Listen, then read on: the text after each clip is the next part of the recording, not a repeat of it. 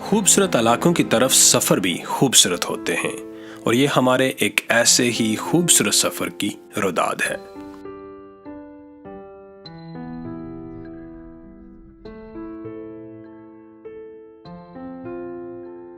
ہمارا یہ سفر بالاکوٹ سے شروع ہو کر وادی کاغان کی خوبصورتیوں کو سمیٹتا ہوا، چلاس کے پرکشش اور دل فریب نظاروں سے گزرتا ہوا گلگت کے بارونق بازار میں جا کر اختتام پذیر ہوتا ہے۔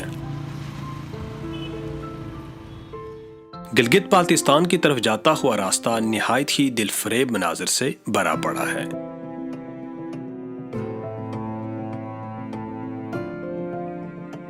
یہ راستہ خوبصورت مناظر، فلک بوس پہاڑی سلسلوں، مچلتے دریاؤں اور دنیا کی چند بلند ترین چوٹیوں کے درمیان سے گزرتا ہے۔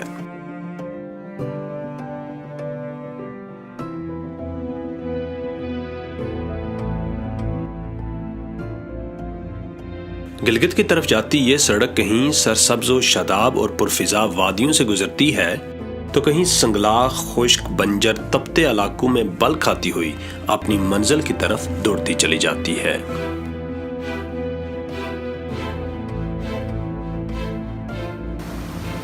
راستے میں کہیں دریائے کنہار کے شفاف نیلے پانیوں کا ترنم سنائی دیتا ہے تو کہیں پہاڑوں سے سر ٹکراتے دریائے سندھ کا شور۔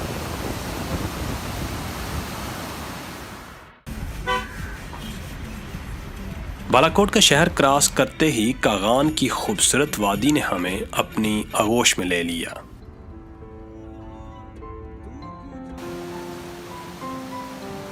ایک 155 کلومیٹر پر پھیلی ہوئی اس جنت نما وادی کے فطری مناظر آنکھ دیکھتی ہے تو دنگ رہ جاتی ہے۔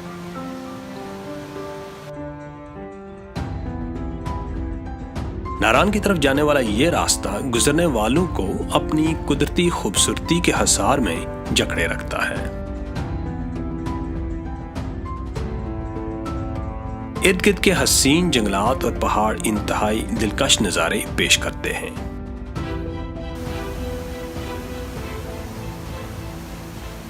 اسی وجہ سے تھکا دینے والی شہری زندگی سے تنگ، فطرت سے قربت کے خواہش مند سیاح اس علاقے کا شوق سے رخ کرتے ہیں۔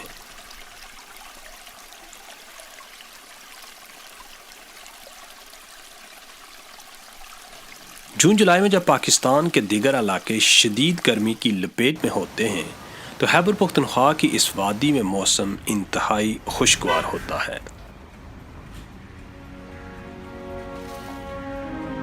بالاکوٹ سے ناران تک کے سارے راستے میں دریائے کنہار سڑک کے ساتھ ساتھ بہتا چلا جاتا ہے۔ یہ خوبصورت دریا لولوسر جھیل سے اپنے سفر کا آغاز کرتا ہے اور میلوں تک تشنا لبوں کی پیاس بجھاتا چلا جاتا ہے۔ سطح سمندر سے 2145 فٹ کی بلندی پر یہ وادی اپنے دامن میں زندگی کے حسین رنگ اور فطرت کے خوبصورت رنگ لیے ہوئے ہے۔ یہاں قدم قدم پر بکھرے ہوئے مظاہر فطرت دست قدرت کی عظیم مصوری پر دلالت کرتے ہوئے نظر آتے ہیں۔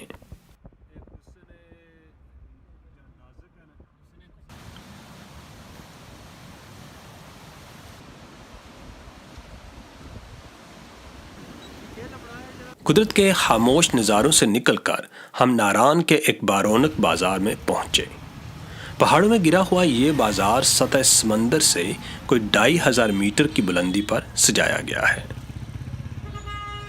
دلکش نظاروں کے ساتھ ساتھ یہ شہر جدید سہولیات سے بھی آراستہ ہے۔ سیاحوں کے قیام و طعام کے لیے اس بازار میں مختلف معیار کے 100 سے زائد ہوٹلز موجود ہیں۔ ناران سیاحوں کی ایک مشہور طلسماتی حسن سے آراستہ منزل ہے۔ یہ نہ صرف مقامی بلکہ بین الاقوامی سطح پر بھی سیاحوں کا ایک خاص مرکز ہے۔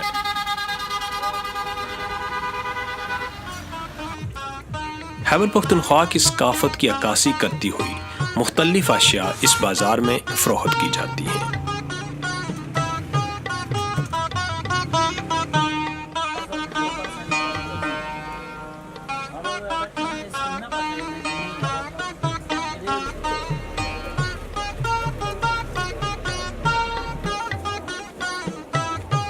بازار کی رونقیں موسم گرما کی محتاج ہیں، جبکہ موسم سرما میں سخت سردی اور برف باری ہر شے کی طرح اس بازار کو بھی منجمد کر دیتی ہے۔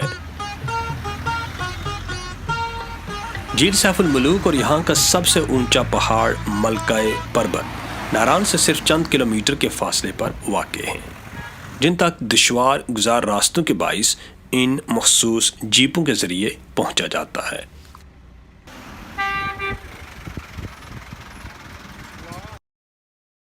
ہم ناران سے کچھ آگے بڑھے تو دریائے کنہار کی شور مچاتی لہروں میں کچھ کشتیاں رقص کرتی ہوئی نظر آئیں۔ بپھری موجوں میں اٹکیلیاں کرتی ان کشتیوں کو دیکھ کر ہم نے بھی اپنے آپ کو دریائے کنہار کی بے رحم موجوں کے سپرد کرنے کا ارادہ کر لیا۔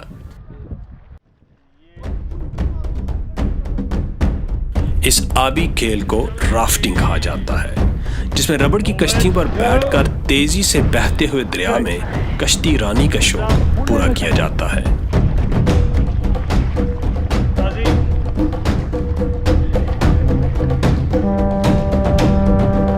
چپو چلانے والوں سے جب یہ کشتی بے قابو ہو کر توازن کھو بیٹھتی ہے تو دلوں میں عجب دہشت پیدا کر دیتی ہے۔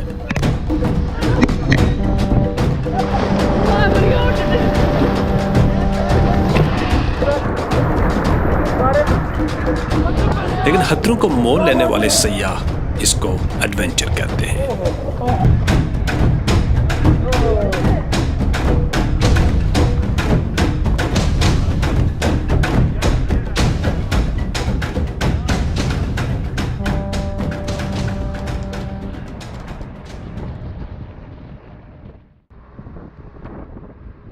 ناران سے آگے ہماری گاڑی بلندیوں کا سفر طے کرتی جا رہی تھی، اور ہم جوں آگے بڑھتے جا رہے تھے سردی کی شدت میں اضافہ ہوتا جا رہا تھا۔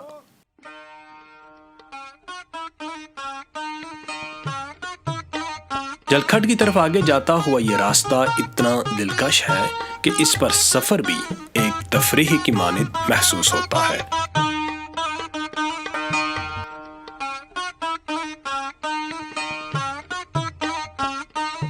یہاں کے لوگ سادہ زندگی گزارنے کے عادی ہیں، اور یہی سادگی حسن بن کر ان کے چہروں سے چھلکتی ہے۔ پہاڑوں کی کوکھ میں پلنے والے یہ سادہ لوگ دل کے خوبصورت، ملن نثار، محنتی، جفاکش اور مہمان نواز ہیں۔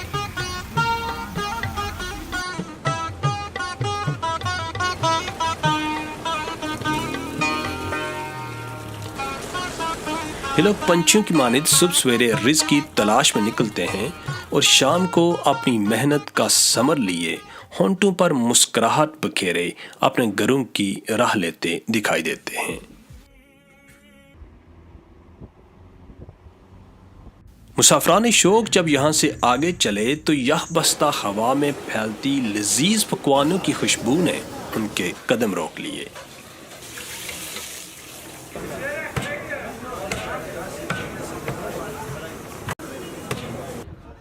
خیبر پختونخوا کے اس روایتی ریسٹورنٹ میں لگی چارپائیوں کے دلکش اور تاباں رنگوں نے پرانے وقتوں کی یاد تازہ کر دی۔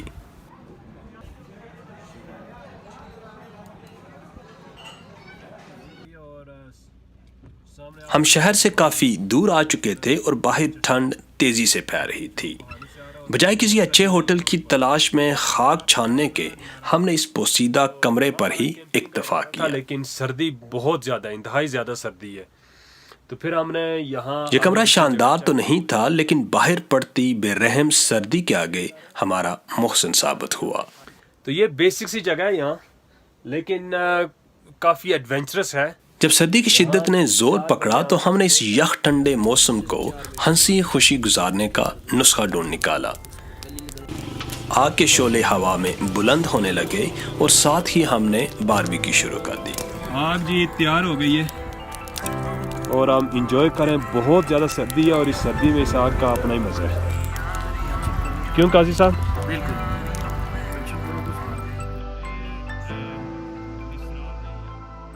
تھکے جسم، بڑے پیٹ اور اطمینان دل کے ساتھ ہم کس وقت نیند کی آغوش میں چلے گئے پتہ بھی نہ چلا۔ اگلی صبح سورج کی تر و تازہ کرنوں کے ساتھ ہی ہم بھی نیند سے طلوع ہو گئے۔ لذیذ ناشتے کی لذت سے محظوظ ہوئے اور ایک بار پھر آپ نے اس کارواں کو آگے بڑھایا۔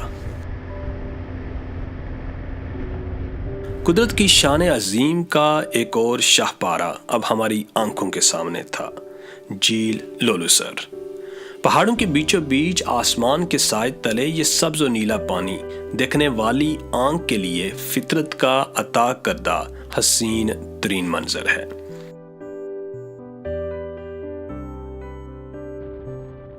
عین شوق لیے ایک بار پھر ہم محو سفر ہوئے بابو سر درہ کی جانب۔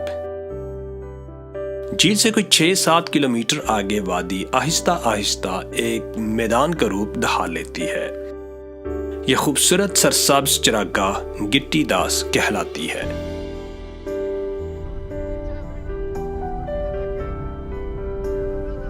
اس میدان سے گزر کر بابو سر کی چڑھائی شروع ہوتی ہے۔ بابو سر ٹاپ ناران سے تقریباً 70 کلومیٹر کے فاصلے پر ایک تفریحی مقام ہے۔ بابو سر ٹاپ بابو سر ویلی کا سب سے بلند مقام ہے اور اونچائی پر ہونے کے باعث یہ علاقہ شدید ٹھنڈا ہے۔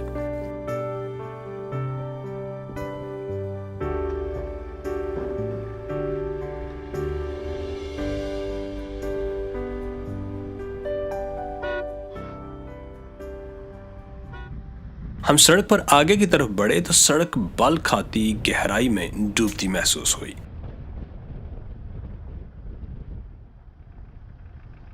ہم اپنی اگلی منزل کی طرف روان تھے کہ ہمیں کچھ حسین ننھے فرشتے نظر آئے۔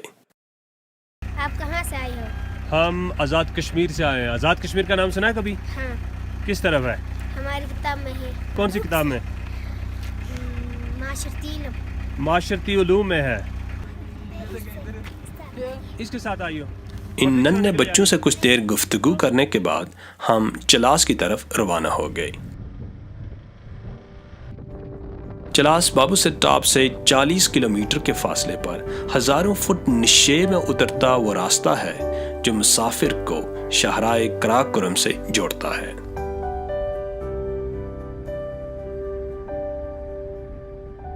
ابھی لانگ ڈرائیو کے بعد آپ پہنچے چلاس، تو پیچھے جتنی سردی تھی یہاں چلاس میں اتنی گرمی ہے۔ اب دیکھ سکتے ہیں یہ جو پیچھے پہاڑ ہیں، یہاں کوئی سبزہ نہیں ہے۔ چلاس موسم کے اعتبار سے ایک انتہائی گرم علاقہ ہے۔ یہ سرزمین اپنے اندر گرمائش کے ساتھ ساتھ ایک عجیب پر اسرار خاموشی بھی سموئے ہوئے ہے۔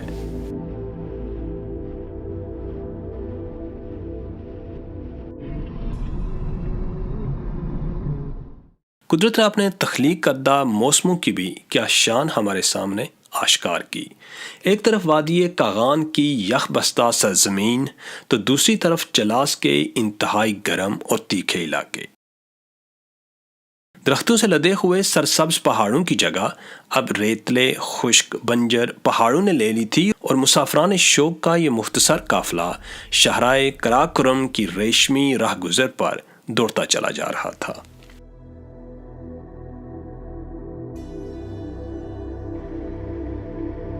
دشوار گزار پہاڑوں میں تراشی 1300 کلومیٹر طویل یہ شاہراہ پاکستان میں حسن ابدال سے شروع ہو کر چین کے مقام کاشغر تک جاتی ہے۔ یہ شاہراہ دنیا کی سب سے بلند ترین پختہ سڑک ہے جو انتہائی دشوار گزار اور خطرناک ترین راستوں پر تعمیر کی گئی ہے۔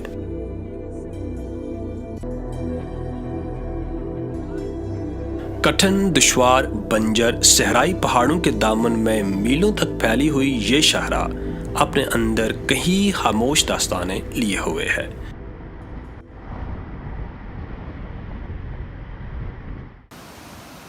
دریائے سندھ شاہراہ قراقرم کے ساتھ ساتھ بہتا ہے۔ دنیا بھر میں انڈس ریور کے نام سے پہچانا جانے والا یہ دریا تبت سے شروع ہو کر 3200 کلومیٹر کی طوالت میں کوئی 11,65,000 مربع کلومیٹر کے علاقے کو زندگی بخشتا ہے۔ تبت والے کہتے ہیں کہ یہ دریا شیر کے منہ سے نکلتا ہے، اس نسبت سے اسے شیر دریا بھی کہا جاتا ہے۔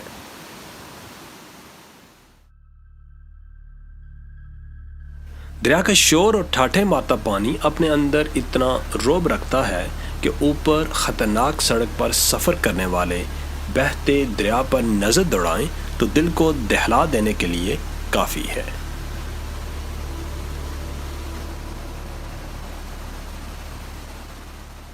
ابھی ہم جگلوٹ سے گزر ہیں، تو جو پیچھے ہم نے سفر طے کیا ہے تقریباً 4-5-6 گھنٹے کا ایک بنجر پہاڑی سلسلہ ہے پورا۔ گلگت سے 45 کلومیٹر جنوب مشرق کی جانب ایک چھوٹا سا علاقہ ہے جسے جگلوٹ کہتے ہیں۔ یہ 3 پہاڑی سلسلوں کراکرم، ہندو کش اور ہمالیہ کے سنگم پر واقع ہے۔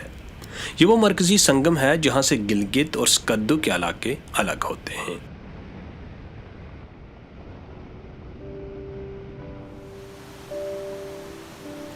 دلکش اور قدرتی مناظر سے بھرے ہوئے اس 2 دن کے نشیب و فراز کے سفر کے بعد ہم بلاخر گلگت شہر میں پہنچ گئے اور یوں اس طویل مگر حسین سفر کو اپنی ایک منزل مل گئی۔